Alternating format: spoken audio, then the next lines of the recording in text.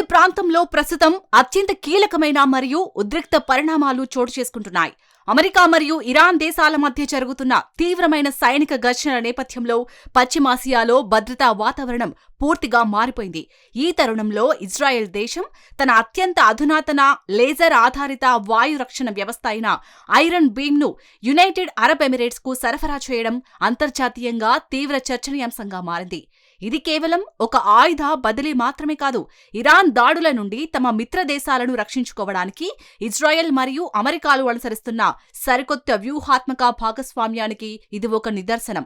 Israel చరిత్రలో ఎన్నడూ లేని విధంగా తమ స్వంత సైన్యానికి పూర్తిగా అందుబాటులోకి రాకముందే అభివృద్ధి దశలో ఉన్న ప్రోటోటైప్ సిస్టమ్స్ ని యుఏఈకి అత్యవసరంగా పంపించడం ఈ పరిస్థితి యొక్క తీవ్రతను తెలియజేస్తుంది.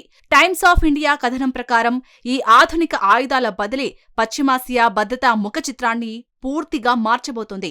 ఈ క్రమంలో ఐరన్ బీమ్ వ్యవస్థ అంటే ఏమిటి, ఇరాన్ డ్రోన్లను ఎదుర్కోవడంలో దీని ప్రాముఖ్యత ఏంటి, మరియు పశ్చిమాసియా రాజకీయాలపై దీని ప్రభావం ఎలా ఉండబోతుంది అనే విషయాలను మనం సమగ్రంగా విశ్లేషించుకోవాల్సిన అవసరముంది.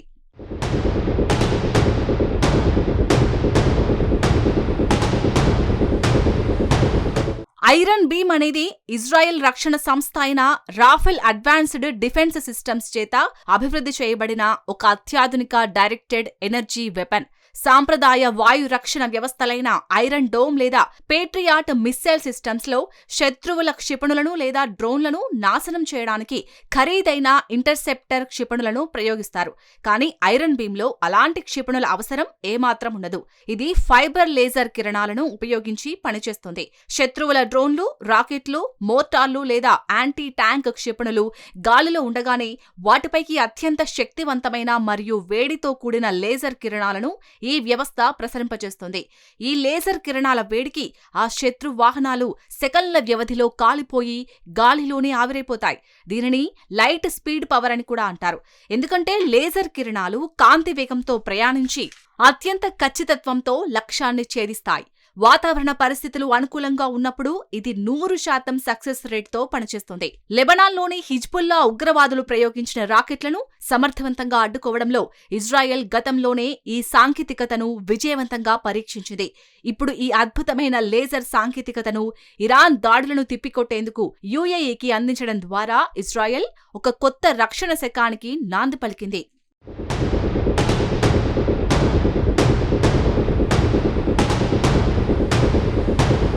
ఆధునిక యుద్ధ తంత్రంలో ఇరాన్ అనుసరిస్తున్న ప్రధాన వ్యూహం తక్కువ ఖర్చుతో కూడిన డ్రోన్లను మరియు రాకెట్లను పెద్ద సంఖ్యలో ప్రయోగించడం.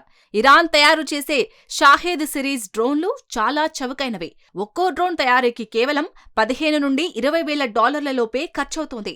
కానీ వీటిని అడ్డుకోవడానికి ఇజ్రాయెల్ లేదా అమెరికా ఉపయోగించే ఐరన్ డోమ్ లేదా పేట్రియాట్ ఇంటర్సెప్టర్ క్షిపణులకు లక్షల నుండి కోట్ల రూపాయల వరకు ఖర్చవుతోంది. శత్రువు ప్రయోగించే కేవలం కొన్ని వేల రూపాయల విలువ చేసే చౌకైన డ్రోన్ల కోసం ఇన్ని లక్షల రూపాయల క్షిపణులను ఖర్చు చేయడం ఆర్థికంగా చాలా నష్టాన్ని కలిగిస్తోంది. దీనినే రక్షణ పరిభాషలో అసిమెట్రిక్ వార్ఫేర్ అంటారు. ఇక్కడే ఐరన్ బీమ్ వ్యవస్థ తన నిజమైన సత్తాను మరియు ఆర్థిక ప్రయోజనాన్ని చాటుతోంది.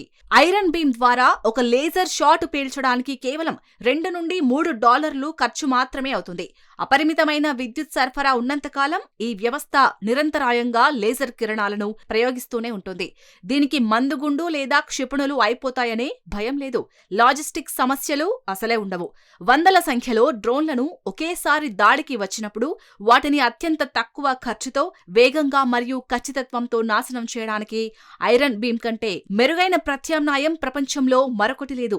ఈ భారీ ఆర్థిక మరియు వ్యూహాత్మక ప్రయోజనాల దృష్ట్యానే యుఏఈ ఈ వ్యవస్థను అత్యవసర ప్రాతిపదికన ఇజ్రాయెల్ నుండి రప్పించుకుంది.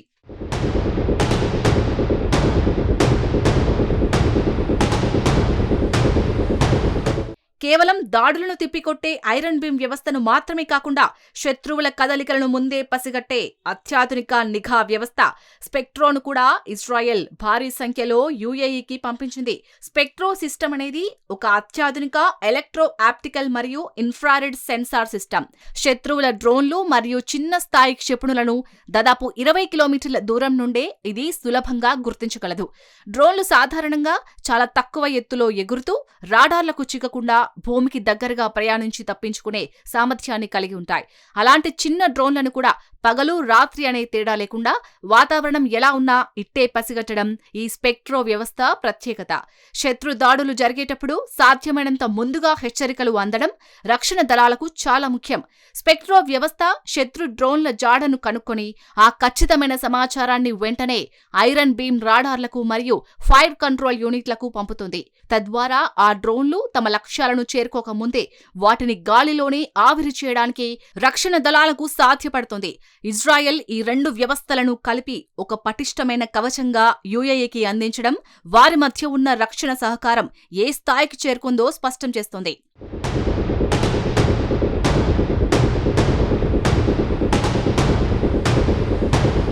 ఇటీవలి కాలంలో యూఏఈ ఎదుర్కొన్న దాడుల తీవ్రతను గమనిస్తే పరిస్థితి ఎంత భయానకంగా ఉందో మనకు సులభంగా అర్థమవుతుంది. ఇరాన్ మరియు దాని మద్దతు గల ఉగ్రవాద గ్రూపులు ఏకంగా 500కు పైగా బాలిస్టిక్ క్షిపణులను మరియు దాదాపు 2000 ఆధునిక డ్రోన్లను యూఏఈ లక్ష్యంగా ప్రయోగించినట్లు అంతర్జాతీయ నివేదికలు చెబుతున్నాయి. ఒక దేశంపై ఒకేసారి ఇన్ని వందల క్షిపణులు మరియు డ్రోన్లతో దాడి జరగడం అనేది ఆధునిక కాలంలో చాలా అరుదైన విషయం. ఈ భారీ దాడులను ఎదుర్కోవడానికి యూఏఈ తన వద్ద ఉన్న అన్ని రకాల లేయర్డ్ వాయు రక్షణ వ్యవస్థలను యుద్ధ ప్రాతిపదికన యాక్టివేట్ చేసింది. అయితే తమ సంప్రదాయ వ్యవస్థలు ఇన్ని డ్రోన్లను ఒకేసారి ఎదుర్కోలేవని గ్రహించిన ఇజ్రాయెల్ వెంటనే తన మిత్ర దేశం కోసం రంగంలోకి దిగింది. తమ స్వంత ప్రయోగశాలల్లో ఇంకా అభివృద్ధి దశలో ఉన్న కొన్ని ఐరన్ బీమ్ యూనిట్లను సైతం స్వయంగా నేరుగా డెలివరీ చేసింది.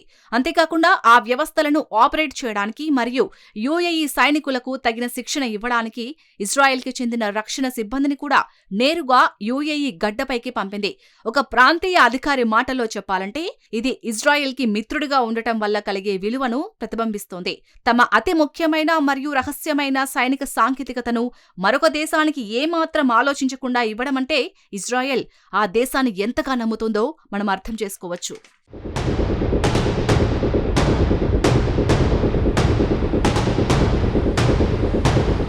యూఏఈ మరియు ఇజ్రాయెల్ మధ్య ఈ స్థాయిలో రక్షణ బంధం అనూహ్యంగా బలపడటానికి ప్రధాన కారణం 2020 సంవత్సరంలో అమెరికా మధ్యవర్తిత్వంతో కుదిరిన అబ్రహం అకార్డ్స్.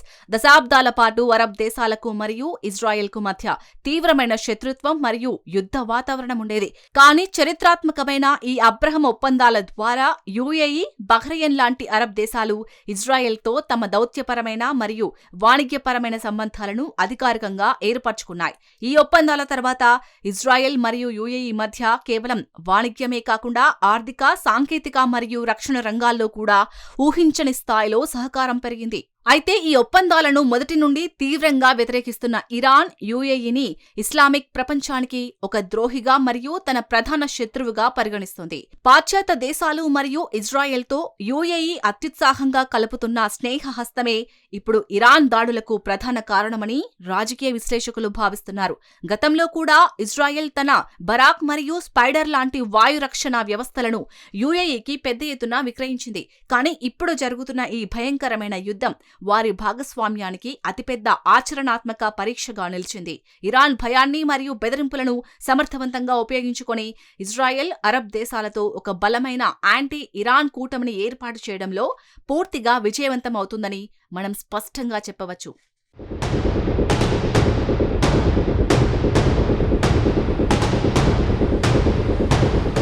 పశ్చిమాసియాలో ఈ ఉద్రిక్తతలు రోజురోజుకు పెరుగుతున్న నేపథ్యంలో అమెరికా కూడా తన వంతుగా మిత్రదేశాలకు భారీ ఎత్తున సైనిక సహాయం అందిస్తోంది.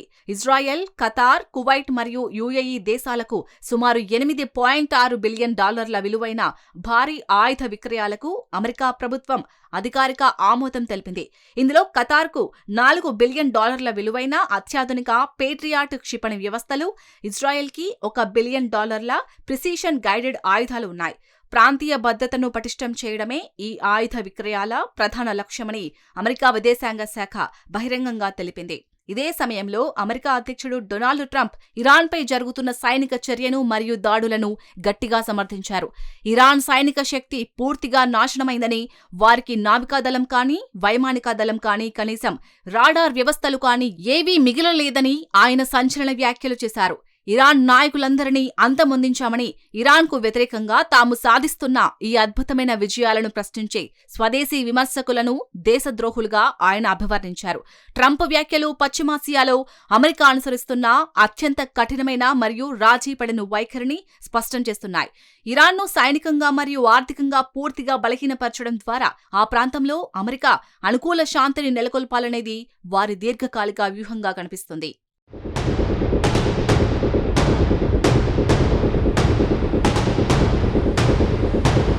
యునైటెడ్ అరబ్ ఎమిరేట్స్ కేవలం ఒక సాధారణ మధ్యప్రాచ్య దేశం మాత్రమే కాదు, ఇది ప్రపంచ చమురు మార్కెట్లకు ఒక అత్యంత ముఖ్యమైన కేంద్రం మరియు అంతర్జాతీయ వాణిజ్యానికి ఒక కీలకమైన ఆర్థిక హబ్. ఇరాన్ దాడుల వలన యుఏఈలోని మౌలిక సదుపాయాలకు, ముఖ్యంగా చమురు క్షేత్రాలకు మరియు అంతర్జాతీయ విమానాశ్రయాలకు ఏ మాత్రం నష్టం వాటిల్లినా దాని ప్రభావం ప్రపంచవ్యాప్తంగా ఉన్న ఆర్థిక వ్యవస్థలపై నేరుగా పడుతుంది. చమురు ధరలు ఒక్కసారిగా ఆకాశాన్నంటుతాయి, సప్లై చైన్ వ్యవస్థలు కుప్పకూలుతాయి. ఈ ప్రమాదాన్ని ముందుగానే పసిగట్టిన అమెరికా మరియు ఇజ్రాయెల్ యుఏఈకి అండగా నిలబడటం వెనుక ఇదొక బలమైన ఆర్థిక మరియు వ్యాపార కారణం కూడా దాగి ఉంది.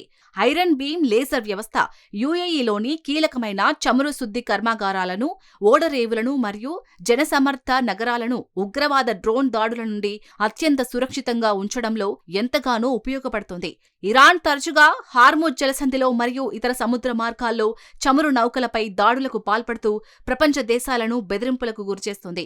ఇలాంటి విపత్కర పరిస్థితులలో కూడా తమ గగనతలాన్ని పూర్తిగా తమ నియంత్రణలో ఉంచుకోవడానికి ఇజ్రాయెల్ అందిస్తున్న ఈ లేజర్ సాంకేతికత యుఏఈకి ఒక అభేద్యమైన రక్షణ కవచంలా పనిచేస్తుంది. ప్రపంచానికి చమురు భద్రతను అందించే ప్రాంతం ఎల్లప్పుడూ సురక్షితంగా ఉండటం అన్ని దేశాలకు ఎంతో ముఖ్యం. అందుకే ఈ వ్యవహారంలో పశ్చిమ దేశాలు ఇజ్రాయెల్ మరియు యుఏఈల సైనిక చర్యలను పూర్తిగా సమర్థిస్తున్నాయి.